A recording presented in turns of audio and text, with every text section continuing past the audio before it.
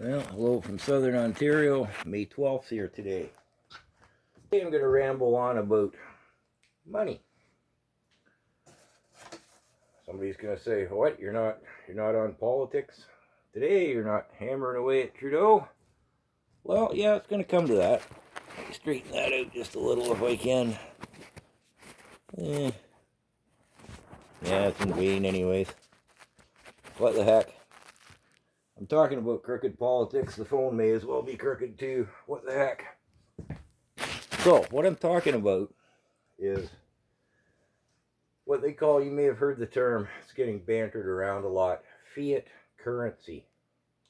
Phone being crooked is driving me crazy. What fiat currency means is it's currency that's backed by nothing.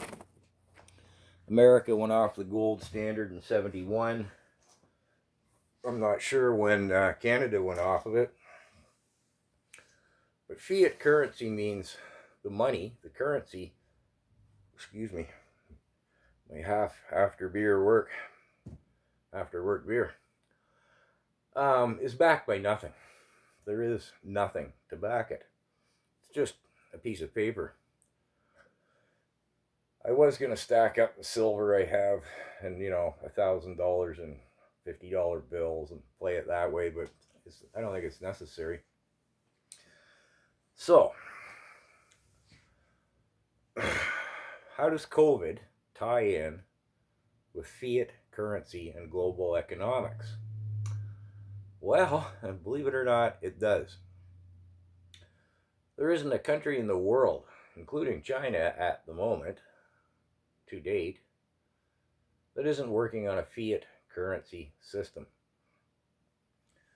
Now, I'm going to talk about the States and Canada basically as one, because for all intent and purposes, our systems work the same. The States has what they refer to as the Fed, the Federal Reserve. They call it the Fed. We have the Bank of Canada. And then you have the big banks, which here in Canada, RBC, TD, Bank of Montreal. And they're big. Take a look at how much money they have. So, when you put your money in the bank, in the old days, when I was a kid, put your money in the bank paid you interest, because they lent it out to other people. So, for argument's sake, let's say you got 4% interest on your money. If you wanted a loan, you paid 8%. The bank made money. Well, that's how it was supposed to work. Now, the banks can lend out almost an indefinite amount of money, more than they have. If they have $100 million, they can lend out $100 billion. And they just keep making money. Works fine. If you go to the bank and say, well, I want my $1,000 back out, no problem. Here you go, you have it. If everybody went in, everybody who had money in the bank said, I want my $1,000 back,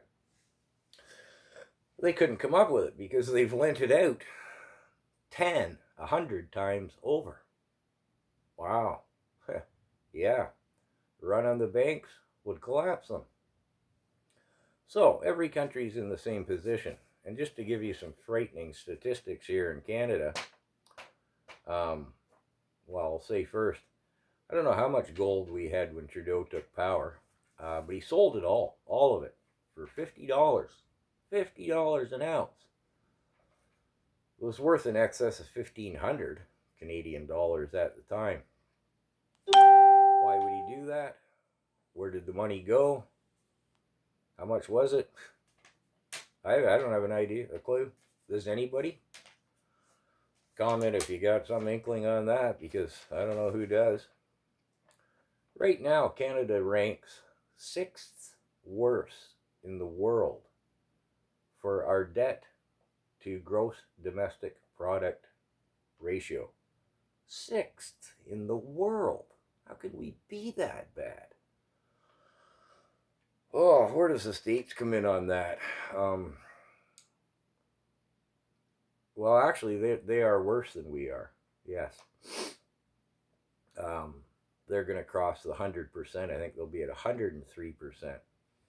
Gross domestic product is the world standard of evaluating what a country produces in a year. It's a dollar value standard that everyone accepts. Every country in the world operates on that scale using that terminology. So, the States, if you remember, I think it was 2008, they were on the verge of bankruptcy. Like, they went to the 11th hour, literally. If they hadn't have bailed themselves out at midnight, every government check, be it to a postal worker or a soldier or a sailor or anyone on the government payroll, welfare, social assistance, everything was going to bounce. They were $17.5 trillion in debt. How they bailed themselves out of that, I still can't understand, despite reading the book by the guy who was in charge of the Fed at the time. He claimed he wrote it for laymen, but I couldn't get through it. My sister-in-law had read it. She's, well, her hats off, she's smarter than I am, better educated. I said, could you get anything out of that book? Oh, too complex, I don't know. So now they are going to broach $30 trillion in debt this year. And you might hear about the stimulus package they're injecting into the economy, trillions of dollars. It's printed money. And we're doing the same here in Canada to the tune of, the only thing we know for sure is $3 billion a week the Trudeau government is printing. And I won't get into how we really only see about 50% of that. The other 50 goes to the 1%ers with all the money. But thing is, when you print money over and above your gross domestic product, your GDP, which is the standard we use rather than being on a gold standard, your money devaluates by every penny, every dollar that you print. So, what happens? Inflation. See it now? Price of a piece of plywood is inflated by 300%. Yeah, 300%. That's where I was going to use the stack of bills, to say, here's your $2,000 that Trudeau gave you. Sit at home and do nothing. But it's really only worth $600 if you go buy plywood. Woo. Food, 20 to 25%. What hasn't inflated pretty seriously over the last year here in Canada? Nothing that I'm aware of. Arguably what's inflated the least, simply because it hasn't shown up in the supply chain, is food. But don't draw any comfort from that. I'm just saying it. So, I'll let you percolate on that for a minute. While I have a sip of beer here and collect my thoughts.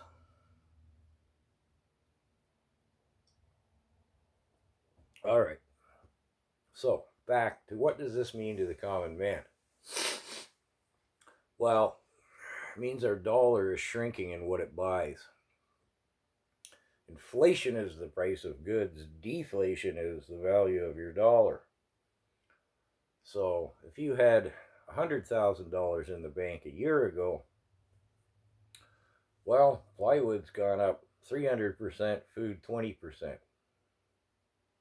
Let's say everything is averaged out to be inflated in price by 25%, a mere 25%. Your $100,000 in the bank is now worth $75,000. Simple as that. And they're not paying any interest on it either. You don't get interest on your bank accounts anymore, despite the fact they lend it out and collect interest on it. Might have something to do with their balance sheets being huge, eh? So, your dollar's shrinking. Think about Venezuela, where they throw it on the street. It's worthless. It's not worth picking up. We're headed that way because we're printing money. Why are we printing money in Canada? Well, a lot of reasons, isn't it? Mostly because Trudeau wants the eternal crown. It's a separate video why he's printing money, what he's doing with. He's buying votes. Excuse me again. Let's just leave it at that in a nutshell. He's buying votes. And we're paying for it through inflation and a devaluated dollar. And here's something else you should be aware of. Within the first year, about the same time he was selling the gold, he changed Canadian law. The Canadian federal government can seize your money if they decide they need it. Well, that's right. Think it's not? Check it out. Fact, hard fact, written in Canadian law. They can take your assets if they decide they need them. Well, yeah. And we're not the only country in the world who's done that. They did it in Cyprus and in Turkey recently. And Turkey's a big country and a big player. I don't quite know how or why, but I think they use the lira. They made all the jewelers give up their gold because they needed money. And they can do it in the States too. But they certainly can do it here in Canada. They can just say, no, that money in your bank account, here, we'll give you a bond or something. We owe you the money. Wow. What's the math breakdown to for the average citizen? I saw a post the other day. Was 28,000 odd dollars that your child born today or yesterday is in debt to the government, or the government has put that child in debt. By the time he's 5, it'll be $35,000 with interest. I'd say that figures between 4 and 6 times that amount, in part because the math is based on dividing by, let's say, 40 million Canadians, rounding up the math a little bit. Not all 40 of them work. A lot of them are under 16, a lot of them are over 65. That math is counting the kid who was born yesterday and the fellow in hospice who's going to die tonight. Really, the reality is only about 1 in 4 Canadians pay into the tax base. And that math isn't even including the literal million plus immigrants Trudeau has funneled into the country to buy votes, and we're paying for them at about $100,000 a year. That's not even in the math. So, what's the big money and the smart money doing to preserve their wealth? To not have their $100,000 in the bank shrinking, well, it shrunk by 25% in the last year. This is where you hear the hype about Bitcoin, gold, and silver, precious metals as a whole. I'm not going to go beyond gold and silver. And I'm not going to get too far into Bitcoin, excuse me, which is technically correctly referred to as cryptocurrency. And there are some other players. Again, I was going to have some stats on that, how many trillions of dollars there are out there invested in cryptocurrency. The governments hate it because they can't steal it, they don't know how much is there, and they can't get tax on it as a rule. Gets a bit complex. So all the big players in the States, this is why you can't buy silver right now, and why the premiums to buy silver and gold have gone through the roof. You're paying here in Canada about 25% premium on silver to buy an ounce or 20 ounces or 5 ounce bar, 10 ounce bar, whatever you want to buy. Demand has done that, and it's gotten to the point where I suppose I can still buy it at the banks. I'm not sure, but they charge the most extreme premiums of all because the government has dictated to the banks, don't sell it to the populace, discourage it. because they can't come and steal it. Now, as a side note, the meager amount of silver I've been able to buy, if I buy it from the banks, I get documentation with it, so it's known that I bought it. If I buy it from a private source, there is no documentation, so they don't know I have it. Plus, if they come for it, I might not be able to find it. I could have gambled it away. I could have bought a depreciating asset. I bought a boat and the boat sank and I didn't have it insured. So that's why they don't want us buying precious metals. And again, they don't want us buying cryptocurrency because they can't control it. I have a lot of people ask me, what do I know about cryptocurrency? Well, I've been looking into it, but I don't have anywhere near the kind of money to be worthwhile risking in that. It is a risky and fluctuating endeavor. All the hype about Bitcoin, a month ago, Elon Musk was big on it. Well, a lot of people think Elon Musk is a god, so it did wonders for Bitcoin. Then last week he said, no, Bitcoin's no good. I'm not going to accept it to buy my Tesla cars with. And Bitcoin went poof. I think maybe he made some money on that, short selling or something. Wow. Speculate to your heart's content about that. So, for better or for worse, that's my quickie overview for the common man on fiat currency. And, almost forgot the whole point of the subject matter. Every country in the world has a debt to GP ratio. Nobody's actually in the black. Arguably China, although they claim not. But there's very few countries, Ireland is one, whose debt to GDP ratio is actually quite healthy by today's standards. So, when they talk of the Great Reset, because all of this debt is just interest that is accumulated over the years, and it's not real money, but they spent it. They bought yachts and mansions with it and stuff. We got poorer. We're the ones who pay, not the rich folk. So it's like a pyramid scheme. It really is. It's nothing. No more, no less.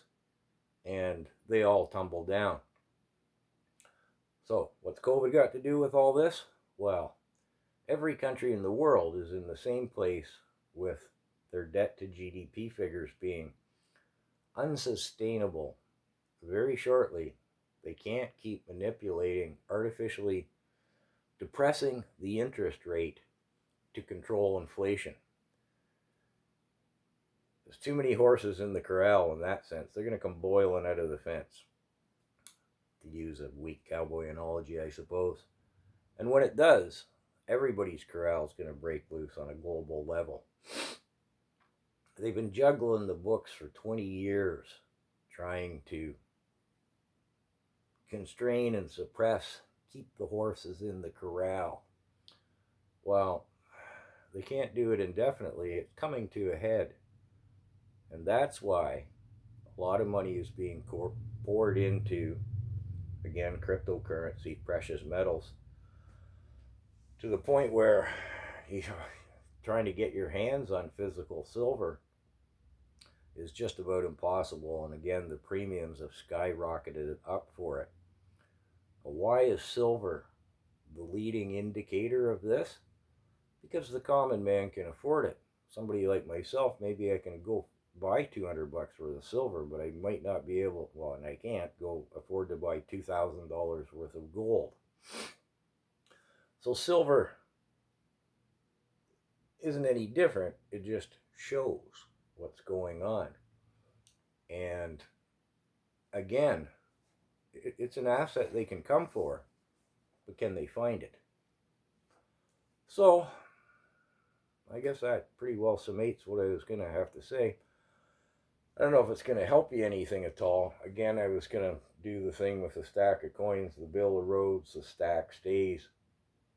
I think you can understand that when our fiat currency GDP debt deficit, when it all blows up, when the horses get out of the corral, and no one's claiming they know when that's going to happen, and neither am I, but I think I'd agree with pretty well everybody else who's suggestive of can they continue to prop up this system for another 5 years?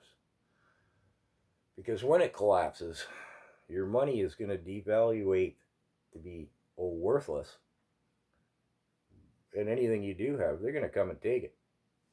And don't think that that's just what you have liquid. Don't think they're not going to say, well, that house you paid for? No. So the only thing to do to preserve your wealth is the term most people use. I'm far from wealthy, so I don't like to use that term, but to preserve what limited assets I have in something that's going to be worth something, fiat currency, again, the stack of bills I don't have, that's what it's worth. You might as well wipe your ass with it. Again, look what happened to Venezuela. One channel I was watching, the guy said out of curiosity, he bought $200 American worth of Venezuelan money. He got like 50 million, I'm not sure what they use, bolivars maybe, but whatever, Venezuelan dollars. Well, that's worth $200, and the price of living there is comparable to the States. So 50 million Venezuelan dollars is good for about a week of subsistence living. And that's where we're headed in Canada if Trudeau stays in power, because he's one of the worst for printing money. If you take the gross domestic product to money being printed ratio, I'm pretty sure we're not a pathetic sixth in the world. I imagine we're pretty much a world leader. And did I finally tie the COVID in with that? Anyways, that's why the world governments have been, in case I didn't put it in, that's why the world governments have been really hyping the COVID situation. To keep your mind off of, they don't want you looking at and thinking about these economics, because you might stash your money. And they don't want that. They want to get a hold of it. They're going to need it. In Canada, the COVID hype is even exacerbated further by the fact Trudeau wants the Eternal Crown, as well as trying to, the rich want to stay rich. They don't care about us poor. He's not only doing the same money hiding fuck-aroundery that all the other governments are forced to do, he also wants the Eternal Crown. So we get more COVID fear even than, I mean, the rest of the world's pretty well waking up and opening up, whereas in Canada, we're still suppressing further. So, for better or for worse, whether it helped you or not, take care, hope for the best.